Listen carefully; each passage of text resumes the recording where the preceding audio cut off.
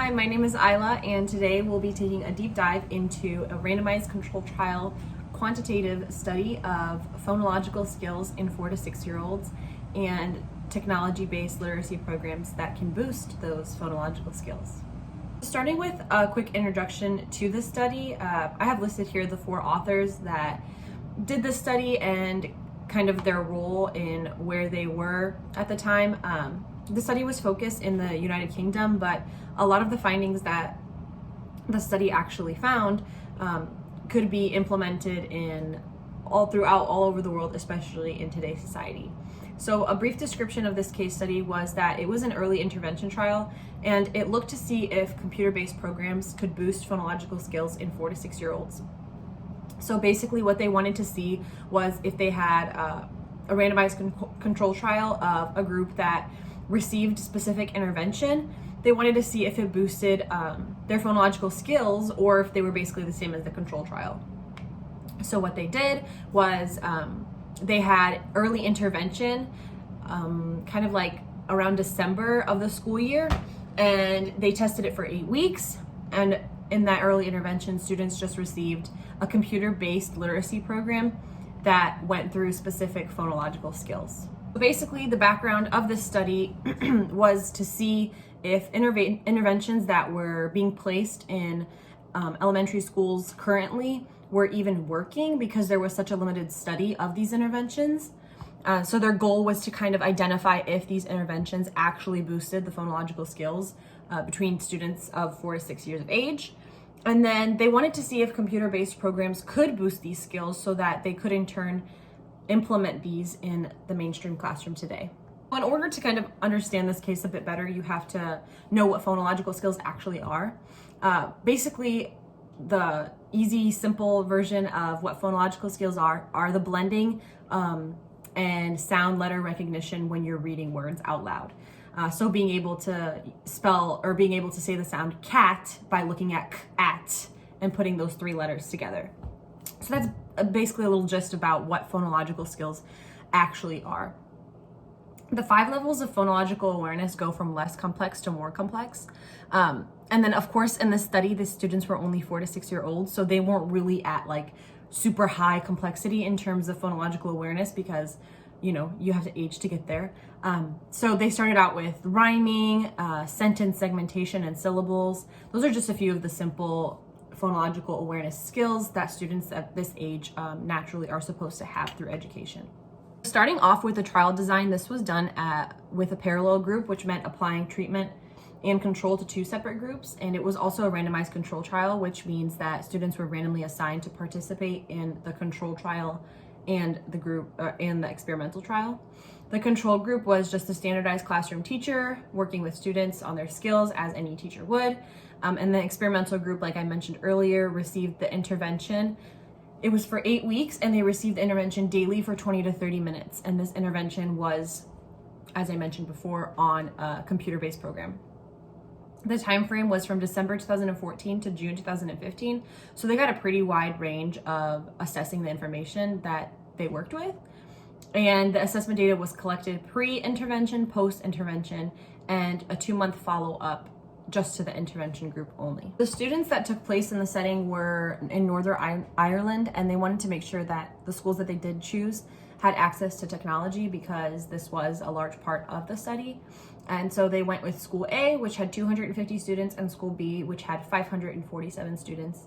They tested 126 students, and 98 met the criteria. And the criteria was basically just if the student was in a mainstream classroom, year 1 or year 2, which is I think kindergarten and 1st grade. It's kind of different between the US and the UK, but it's approximately the same age range. And they had to have a standard score of 90 or less on any of the 4 subtests that they took for the phonological assessment. The procedure was easy and pretty simple. The staff was trained by videos and by the authors of this study in order to test the children. And tests were administered over 3 days, so once in December, once in April, and once in June, post-intervention, pre-post, and 2-month follow-up. And researchers enrolled participants and used randomized to generate allocation sequence and assigned participants into the 2 groups at random. So they used some kind of random website just to randomize the names so that it was a randomized control trial. The reason that the phonological assessment that they used was so good was because it was recently standardized for the age range of interest. So there was testing done on the actual test to see that it was able to be used with that age range. And it measured both phonological process, which is blending, and phonological production, which is non-word reading. It also provided standardized scores of phonological working memory, which is exactly what they were testing for, and it contained a standardized protocol for both the test administrator and scoring. So this test gave like a solid ability for them to measure what the students' phonological awareness and skills were pre-intervention, post-intervention, and 2 months after. As mentioned earlier, the intervention group received daily individual 20 to 30 minute blocks of intervention using this computer-based program. So basically what they did is they logged on to this Lexia computer-based program, and they would take the original kind of skill test, which then the computer would determine what current skill level they are at. And then from there, they would work on phonological awareness, phonics, fluency, vocabulary, and comprehension to kind of boost those skills. So working and doing like mini lessons, but all by themselves on the computer. So after all the data was gathered, as I mentioned, they did a pre-test to the invention, post-invention test, and then they did a 2-month follow-up at the end of the year.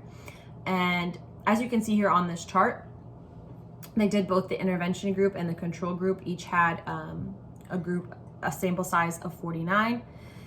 And as you can tell on the intervention group, the difference between their test scores pre and post intervention are a lot higher than in the control group.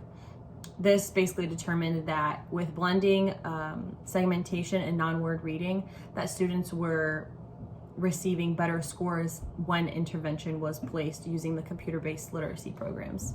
The findings of this research study were basically stating that students that had received phonological intervention using the computer-based literacy program actually scored better afterwards in terms of phonological skills, like mentioned before, blending, segmenting, rhyming, word recognition, syllables, and phonological working memory scores successfully predicted improvements in blending scores in the Lexia group. And the intervention was shown to be equally successful for boys and girls, and even also equally successful from school A to school B, and pupils who had English as their first or as an additional language, or children that spent a large amount of time on the intervention. So it showed a significant increase in students' ability to have those phonological skills simply by doing 20 to 30 minutes a day on the computer with this program. The reason that I saw this study and I thought, wow, that was amazing, was because our students are spending so much time on their computers nowadays, especially due to the current COVID crisis, and doing blended learning or doing a lot of online learning. And a lot of teachers have complained that with this whole blended/online learning, students are not receiving the quality of education that they would in person, which I absolutely agree. But there are things that we can do in order to help those students out at home. So if they do have access to a computer, they can be using some kind of a program, like the program used in the study, in order to improve their phonological skills at home. So the students of the study only did it on the computer for 20 to 30 minutes every day, and that's something that easily students can do at home. Another thing is future classroom implication and technology advancements. As we continue to go on in this world, technology advancements will continue to increase, and therefore our future classroom will have lots of technology in it. So in our own future classrooms, we can implement something like a literacy-based program in order to boost the skills of our students while also working with them one-on-one. And it's also a great opportunity for students to start reading at a younger age. Once students possess these phonological awareness skills, their ability to read becomes a lot easier, and their ability to comprehend what they're reading makes a lot more sense. So something like this would be an amazing thing to have in your own classroom or even at home outside of the classroom.